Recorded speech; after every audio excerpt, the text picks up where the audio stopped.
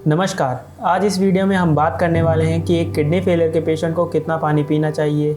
ये एक ऐसा सवाल है जो हर किडनी फेलियर पेशेंट के माइंड में आता है।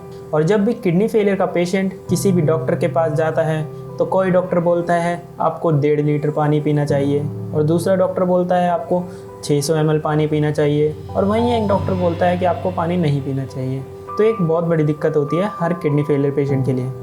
अगर एक किडनी फेलियर का पेशेंट कम पानी पीता है तो उसका यूरिया कम बनता है, तो पेशेंट के क्रेटिनिन लेवल तेज़ी से बढ़ने शुरू हो जाते हैं, किडनी तेज़ी से फेल होना स्टार्ट हो जाती है। वहीं पर अगर किडनी फेलियर का पेशेंट ज़रूरत से ज़्यादा पानी पीता है तो पानी बॉडी से बाहर नहीं जा पाता क्योंकि किडनी काम नहीं कर रही है और वो एक्स्ट्रा पानी बॉडी में इकट्ठा होना शुरू हो जाता है और आपको नज़र आता है स्वेलिंग की तरह, लेग के आसपास स्वेलिंग आनी शुरू हो जाती है, ब्लड प्रेशर हाई हो जाता है। तो एक किडनी फेलियर का पेशेंट के लिए एक तरफ कुआं है तो एक तरफ खाई, तो इसको कैसे हम पार कर सकते हैं, ये बहुत इंपॉर्टेंट हो जाता है। तो जितने भी पेशेंट साई संजीवनी में आते हैं किडनी फेलियर के, मैं उनको यही एडवाइस करता हूँ कि पानी आपने अपनी बॉडी को समझ के पीना है कि आपकी पानी की रिक्वायरमेंट कितनी है। क्योंकि अगर एक किडनी फेलियर का पेशेंट राजस्थान में रह रहा है जहाँ पर गर्मी बहुत पड़ रही है, जहाँ पसीना बहुत ज़्यादा आते हैं, वहीं पर वो 1.5 लीटर पानी आपके लिए कम पड़ सकता है और आपका यूरिन फॉर्मेशन कम हो सकता है, क्रेटिनिन के लेवल बढ़ सकते हैं। वहीं पर वही 1.5 लीटर पानी अगर एक शिमला का पेशेंट पिएगा जहाँ ठंडक होती है, जहाँ पसीना नहीं आता, उस पेशेंट के लिए वो पानी ज़्यादा हो जाता है। तो जो 1.5 लीटर का पैमाना बना रखा है वो सारे के सारे पेशेंट के लिए एक साथ अप्लाई नहीं हो सकता, क्योंकि ये डिपेंड करता है बॉडी टू बॉडी। अब इसको आप कैसे जज कर सकते हो? अपनी बॉडी के हिसाब से। हमें क्या करना है, हमें पानी पीना है अपनी बॉडी के हिसाब से। हमारी बॉडी में भगवान ने सेंसर लगा रखे हैं जो हमें हमारी बॉडी में बताते हैं कि आपकी बॉडी के अंदर पानी की कमी हो रही है। जैसे आपके लिप्स हैं, आपकी टंग्स है, आपका थ्रोट है। जब भी आपके शरीर में पानी की कमी होती है तो ये सूखना शुरू हो जाते हैं और आपको बताते हैं कि आपको प्यास लग रही है। अब जब आपको प्यास लग रही है तो आपके होंठ सूख रहे होते हैं, गला सूख रहा होता है, तो आपने एक टाइम में आधा कप पानी पीना होता है। आधा कप पानी पिएंगे तो किडनी पर एकदम से लोड नहीं आएगा, आराम से वो फिल्टर भी हो जाएगी, किडनी उसे प्रोसेस भी कर लेगी और बॉडी में पानी की कमी भी नहीं रहेगी। और अगर आप आधा कप पानी पिया, आपने उसके बाद आपको फिर प्यास लगी, फिर आपने आधा कप पानी पिया और आपको फिर प्यास लगी, फिर आपने आधा कप पानी पिया, तो छोटी छोटी अमाउंट में मल्टीपल टाइम आपने लेना है जिससे आपकी बॉडी के अंदर पानी की कमी ना हो।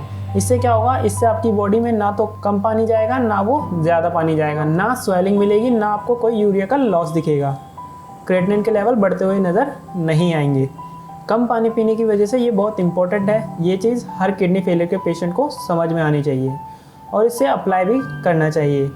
अब सवाल उठता है कि कैसे हम अपने क्रेटिनिन लेवल को डाउन कर सकते हैं जो किडनी फेल हो रही है। अगर आपकी किडनी फेल हो रही है तो हमें अपने क्रेटिनिन लेवल को डाउन करना है, तो वो 2 तरीक़ों से डाउन किया जा सकता है और दोनों ही तरीके जो हमें एक साथ अप्लाई भी करना पड़ता है। पहली चीज़ क्या होती है कि हमें अपनी बॉडी के अंदर वेस्ट मटेरियल की प्रोडक्शन यानी क्रेटिनिन की प्रोडक्शन को कम करें। उसके लिए हमें अपने खाने पीने में ध्यान देना पड़ता है, हम क्या खा रहे हैं और क्या नहीं खा रहे हैं।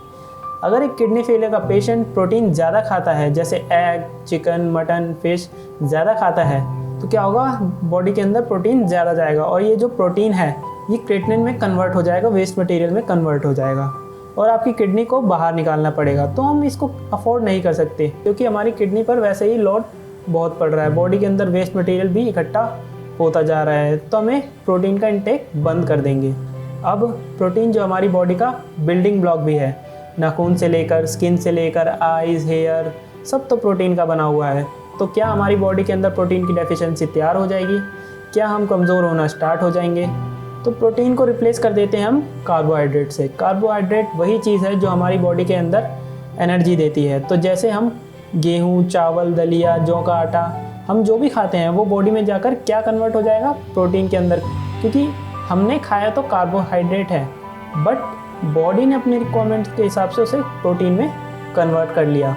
तो आपकी बॉडी में एक्स्ट्रा वेस्ट मटेरियल नहीं जाएगा और फ़ायदा क्या हुआ कि क्रेटिनिन की प्रोडक्शन बॉडी में कम हो जाएगी और आपके लेवल स्टेबल होते नज़र आएंगे। पहली चीज़। दूसरा तरीका क्या होता है क्रेटिनिन को बॉडी से बाहर निकालने का, वो है किडनी का। किडनी की फंक्शनिंग बढ़ानी है, किडनी का जो आउटपुट है वो बढ़ाना है, क्योंकि किडनी जो हमारा ऑर्गन है उसकी एक खासियत है कि अपनी प्रोडक्शन को बढ़ा सकती है। मैं आपको एक एग्जांपल देता हूँ कि कैसे ये बात आप कह सकते हैं। मान लो अगर एक इंसान अपनी किडनी दूसरे इंसान को दे रहा है, तो जिसने अपनी किडनी दी उसके पास एक किडनी हो गई, यानी किडनी के फंक्शन आधे हो गए। क्या उस पेशेंट के लेवल बढ़ते हैं क्रेटिनिन के या यूरिया के? नहीं बढ़ते। अब अपने आप से एक सवाल करो कि ऐसा कैसे हो सकता है? दो किडनियाँ थी, एक किडनी हो गई, लेवल क्यों नहीं बढ़ रहे? वो इसलिए नहीं बढ़ रहे क्योंकि जो ये किडनी होती है वो अपने फंक्शन बढ़ा सकती है, दूसरी किडनी का भी फंक्शन ले सकती है। यानी मोटे तौर पर कहा जाता है कि किडनी अपने फंक्शन को डबल कर सकती है। अगर ये चीज़ हम हर किडनी फेलियर पेशेंट के अंदर इस्तेमाल करें तो क्या हमारे किडनी लेवल डाउन नहीं होंगे? खुद सवाल करो, बिल्कुल होंगे। इसको करने के लिए हमें क्या चाहिए होता है? हमें किडनी को सही तरीके से इन्वायरमेंट देना पड़ता है, क्योंकि अगर आपकी किडनी ख़राब हो रही है तो उसके पीछे कोई ना कोई कारण ज़रूर होगा। वो हो सकता है आपका बीपी हो, वो हो सकता है आपका शुगर हो, वो हो सकता है आपका पॉलिसिस्टिक किडनी डिजीज़ हो, कोई भी रीज़न हो। सबसे पहले काम करना पड़ता है उसके कारण के ऊपर जो आपकी किडनी को नुकसान पहुंचा रहा है। एक बार वो कंट्रोल हो गया, उससे फ़ायदा क्या होगा कि किडनी को और नुकसान नहीं होगा। मान लो आपकी किडनी 80% नुकसान हो चुका है, ख़राब हो चुकी है, वो 81% नहीं होगी। वो बहुत इंपॉर्टेंट है कि जो नुकसान चल रहा है, जो प्रोग्रेशन चल रही है बीमारी की, उसे रोकना पहला काम। अब मान लो आपकी 80% किडनी ख़राब है, 20% वर्किंग है। अगर आपकी किडनी 80% ख़राब है तो आपके लेवल बहुत आराम से आपको 7 या 8 के आसपास देखने को मिलेंगे। अगर हमारे लेवल क्रेटिनिन के 8 हैं, 20% किडनी काम कर रही है। अगर हम 40% किडनी की फंक्शन ले लेंगे तो क्रेटिनिन आपका कितना डाउन हो जाएगा? आपका क्रेटिनिन हो जाएगा 3 या 4। ये अगर हमारे लेवल 3 या 4 के अचीव हो जाते हैं तो क्या इससे हम आराम से अपनी ज़िंदगी काट सकते हैं? काट सकते हैं। हमें ना डायलिसिस की ज़रूरत पड़ेगी, ना ट्रांसप्लांट की ज़रूरत पड़ेगी। क्योंकि अगर एक किडनी फेलियर के पेशेंट डायलिसिस से डरता है क्योंकि उसने अपने आसपास लोगों को जब डायलिसिस करवाते हुए देखा तो उनको बहुत अजीब तरीके से और बीमार होते हुए देखा। डायलिसिस किडनी फेलियर का ट्रीटमेंट नहीं है, मैनेजमेंट ज़रूर है पर ट्रीटमेंट नहीं है। हमने अपनी किडनी की फंक्शनिंग को बढ़ाना है, 20% को 40% तक लेकर जाना है, जिससे हमारी बॉडी में जो क्रेटिनिन यूरिया पहले से बेहतर तरीके से फिल्टर होना स्टार्ट हो सके और आपकी क्रेटिनिन लेवल डाउन होना स्टार्ट हो जाए।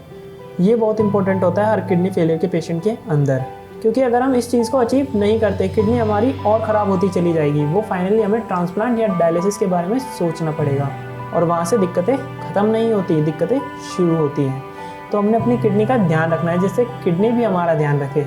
तो मैं उम्मीद करता हूँ इससे आपको क्लियर कट आइडिया मिल गया होगा साइंस इंजीनियरिंग कैसे आपकी हेल्प कर सकती है और आपको किस तरह से कितने अमाउंट में पानी पीना है। फिर भी आपके माइंड में कुछ भी डाउट हो, कुछ भी पूछना चाहते हो तो नीचे दिए गए नंबर पर कॉल कर साइंस इंजीनियरिंग के डॉक्टर से फ्री ऑफ कॉस्ट कंसल्टेशन ले सकते हो। आप अपॉइंटमेंट लेकर मुझसे भी आकर मिल सकते हो। अब इसी के साथ चलने की आज्ञा चाहूँगा। मिलते हैं अगली वीडियो में, तब तक के लिए धन्यवाद।